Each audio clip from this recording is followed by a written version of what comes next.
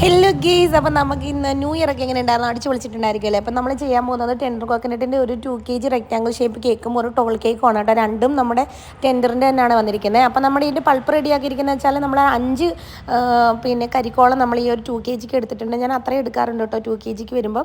അപ്പോൾ അതിനകത്തേക്ക് വെറ്റ് ചെയ്യാൻ ഉപയോഗിക്കുന്ന വാട്ടർ എന്ന് വെച്ചാൽ നമ്മുടെ ആ ഒരു കരിക്കും വെള്ളം തന്നെയാണ്. അതിനകത്ത് പഞ്ചസാര ഇട്ടാണ് എടുക്കുന്നത്. അപ്പോൾ പിന്നെ ഞാനത് ഹീറ്റ് ആക്കത്തില്ല, നമ്മൾ പ്രത്യേകം നമ്മൾ കസ്റ്റമറിനോട് പറയാം. അപ്പോൾ അന്ന് തന്നെ കട്ട് ചെയ്യുന്നതാണെങ്കിൽ അങ്ങനെ നമുക്ക് ഉപയോഗിക്കാം കേട്ടോ. പിന്നെ അത് ചൂടാക്കത്തില്ലേ. അപ്പോൾ നമ്മൾ ഫില്ലിങ്സിനായിട്ട് നമ്മൾ കുറച്ച് മിൽക്ക് മെയ്ഡും നമ്മുടെ ആ ഒരു പൾപ്പ് നമ്മൾ മിക്സിയിലിട്ട് അരച്ചെടുത്തതും പിന്നെ കരിക്ക് കൊച്ചു കൊച്ചു പീസായിട്ട് അരിഞ്ഞതും കൂടാണ് മിക്സ് ചെയ്ത് കൊടുക്കുന്നത്.